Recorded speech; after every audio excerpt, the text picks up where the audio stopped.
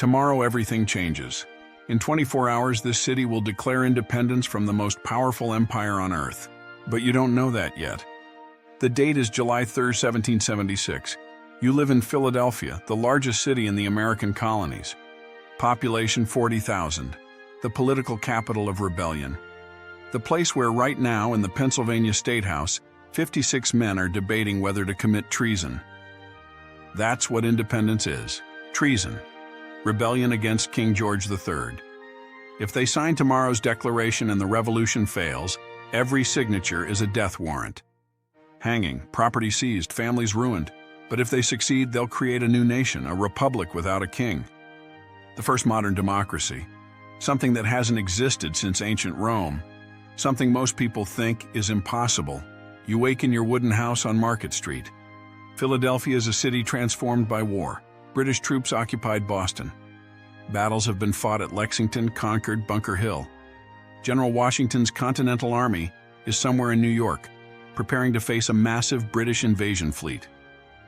The war has been raging for over a year. But here's the strange part. The colonies are still technically British, fighting Britain, while being British. It's a civil war more than a revolution. Until tomorrow. Tomorrow, the Continental Congress will vote on Richard Henry Lee's resolution that these united colonies are and of right ought to be free and independent states. Tomorrow, they'll approve Thomas Jefferson's declaration explaining why. Then there's no going back. It's independence or death. The streets are tense. British loyalists, maybe a third of Philadelphia's population, are terrified. Patriots are excited but nervous. Everyone knows what's coming. The city is holding its breath. You smell coffee roasting, bread baking, horse manure, wood smoke, the Delaware River, normal city smells. But nothing about today is normal. In the State House, Thomas Jefferson's draft declaration sits on a desk. Benjamin Franklin suggested edits yesterday. John Adams argued passionately for independence. John Hancock will sign first tomorrow, his signature so large that King George can read it without his spectacles. They're arguing about slavery. Jefferson's anti-slavery passage will be removed to keep Southern colonies in the Union. Compromise, politics, even in revolution. You walk through Philadelphia's streets. The city is divided, visibly, dangerously. The patriots wear blue cockades in their hats. The loyalists wear red. You can tell who supports independence and who still backs the king just by looking. It's tribal. Families are split. Father against son. Brother against brother. Last month, the Pennsylvania Assembly voted against independence. Philadelphia's elite, Quakers, merchants, landowners, mostly oppose rebellion. They have too much to lose: property, trade connections, social position. Why risk everything for an uncertain Republican experiment? But the streets support independence. Artisans, laborers, young men eager for change. They read Thomas Paine's Common Sense, published just 6 months ago. Over 120,000 copies sold in a population of 2.5 million. Paine's radical argument: monarchy itself is illegitimate. Government by kings was first introduced into the world by the heathens. Revolutionary stuff, literally. You pass the city tavern where the delegates gather after congressional sessions. You see Benjamin Franklin walking in. At 70, he's the oldest delegate, most respected. A week ago, he suggested changing Jefferson's phrase, "We hold these truths to be sacred," to "We hold these truths to be self-evident." Secular language. Enlightenment thinking. John Adams is there too. Short. Intense.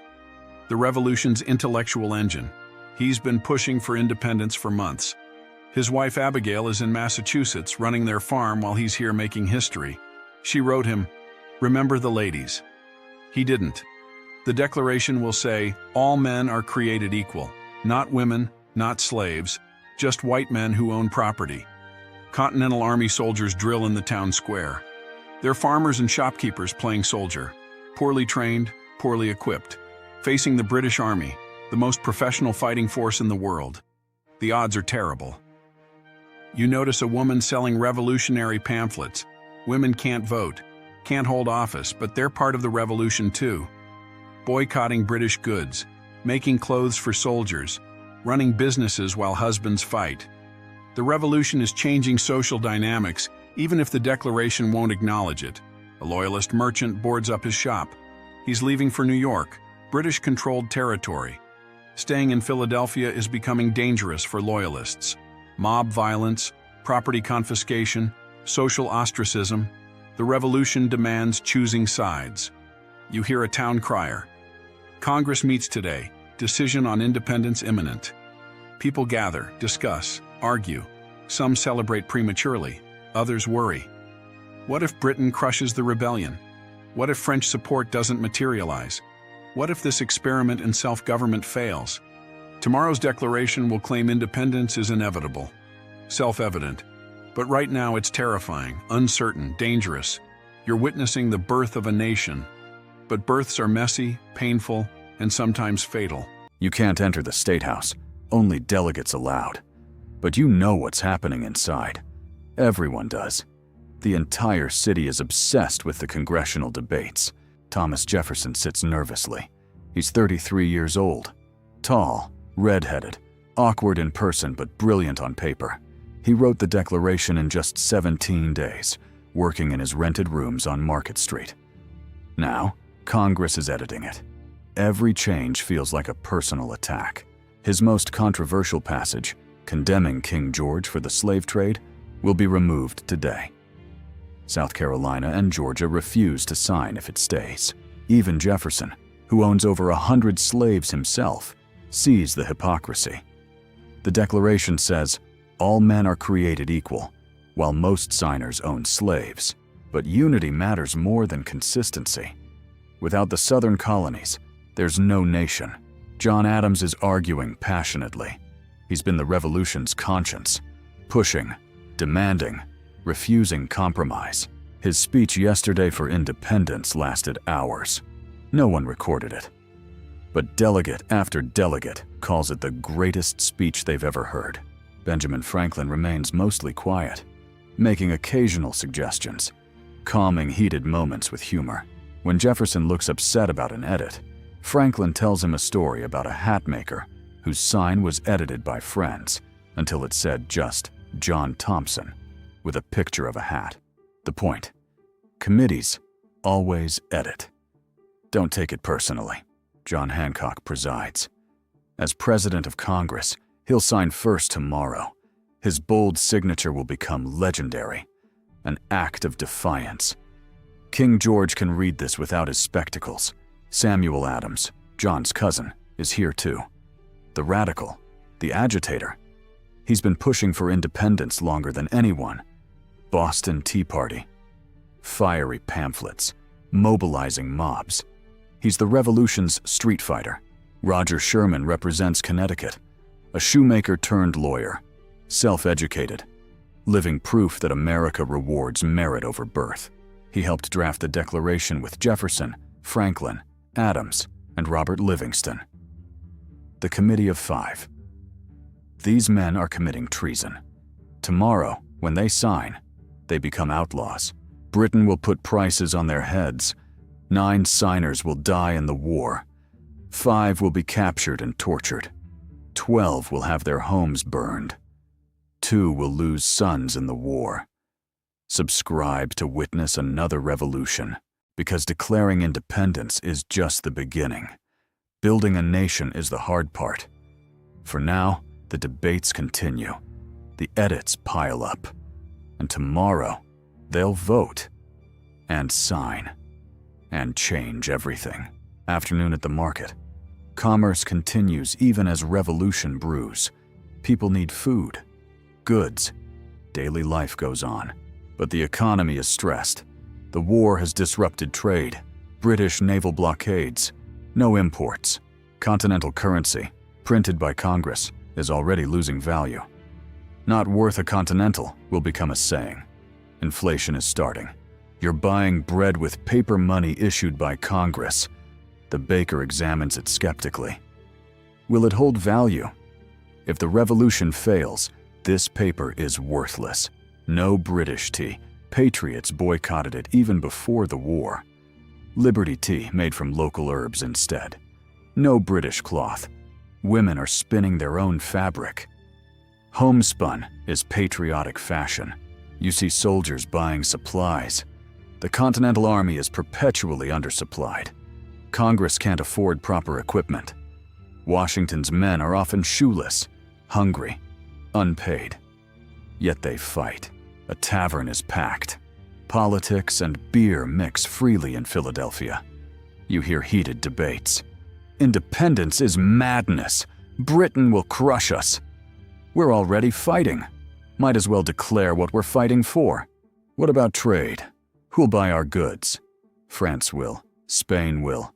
Anyone who hates Britain. The French support is crucial. France lost the 7 Years' War to Britain. They want revenge, but they won't officially help until the colonies declare independence. Can't support British subjects rebelling against their king. But an independent nation fighting Britain? That's different. That's alliance material.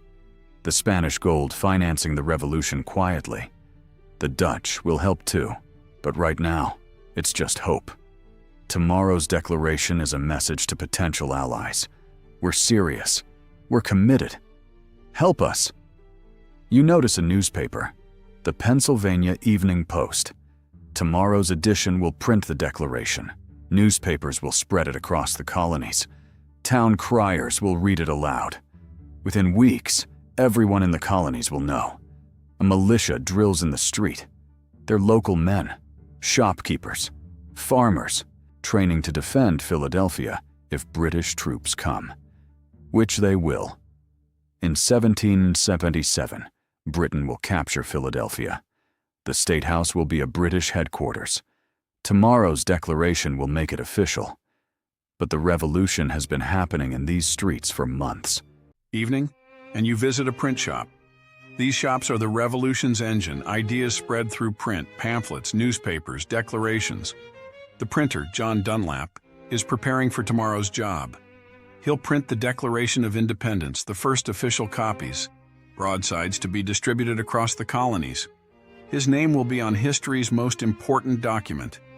The print shop smells of ink and paper. Metal type sits in cases, each letter individually placed. Printing is painstaking work, but revolutionary.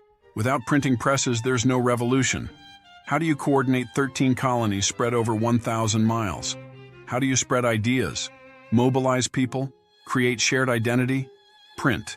Thomas Paine's common sense convinced thousands that independence was possible, necessary, inevitable. Newspapers spread news of battles, atrocities, British tyranny. They create narrative, shape opinion, build consensus. The printer shows you Jefferson's handwritten draft. Tomorrow, after Congress votes and signs, he'll typeset this. Print hundreds of copies. Riders will carry them to every colony. Town criers will read them aloud in public squares. Within days, the entire population will know America is independent, or trying to be. You notice the printer's hand, stained with ink. He's a craftsman, but also a revolutionary. Choosing what to print is political. Loyalist printers have been driven out of Philadelphia. Neutrality isn't an option. The Pennsylvania Evening Post will print the Declaration tomorrow. Other newspapers will copy it. Within weeks, it'll be in every colonial newspaper, then European papers. The Declaration isn't just for Americans. It's propaganda for potential allies. France, Spain, Netherlands. It says, we're legitimate, we're serious, support us. The printer explains the challenges, type shortage, paper rationing, ink quality. Even in revolution, logistics matter. Tomorrow, Dunlap will work through the night printing the Declaration. 200 copies. Some will survive. Today, an original Dunlap broadside is worth millions. Tomorrow, it's just paper and ink and treason. Evening in the working-class neighborhoods. This is where the revolution lives. Not in the State House with wealthy delegates, but in streets with artisans, laborers, sailors. You're a carpenter, middle class by colonial standards. You own your tools, but not much property. The revolution appeals to you because you're tired of British merchant monopolies. Your neighbor is a blacksmith. His shop makes tools, horseshoes, and now secretly weapons for the Continental Army. Rifles, bayonets. He's risking everything. If caught supplying rebels, he's hanged. A woman next door is sewing uniforms. Continental Army blue. She's paid in continental currency worth less every week. But she does it anyway. Patriotism doesn't always pay. Children play in the street. For them, this is normal. They've never known peace. War has been their childhood. They play British and Americans, the new version of cowboys and Indians. An old man tells stories. He remembers the 7 Years' War, fought alongside British troops against the French. Now those same colonies fight Britain. Alliances shift. Enemies become friends. Friends become enemies. Your wife asks the question everyone wonders. What if we lose? Valid question. Britain has professional soldiers, the world's largest navy, vast resources. The colonies have what? Farmers with muskets? Washington's army is outnumbered, outgunned, and constantly retreating. But you have motivation. You're fighting for your homes, your families, your future. British soldiers are fighting because they're ordered to. That might matter, or it might not. The revolution isn't just military, it's social transformation. You've started calling people citizen instead of subject. You've stopped deferring to betters. Equality is becoming real, not just rhetoric. You think about tomorrow, Independence Day. The Declaration will say you have rights, not privileges granted by kings, rights you're born with. That's revolutionary. Most of human history, rights came from power, birth, wealth. The Declaration says rights are inherent, universal. Of course, universal excludes women, slaves, Native Americans. The revolution has limits, but it's still radical, the most radical political document in centuries. You go to bed thinking, tomorrow we're either rebels or patriots, either traitors or founders, depends who wins. Night falls on July 3, 1776. You lie awake. Tomorrow changes everything. July 4, 1776. The Continental Congress votes. 12 colonies say yes. New York abstains. Will approve later. The Declaration is adopted. Then the signing begins. John Hancock first. His signature enormous, defiant. There, I guess King George can read that. Benjamin Franklin. We must all hang together, or most assuredly we shall all hang separately. 56 men sign. Some hesitate. John Dickinson refuses, still hopes for reconciliation.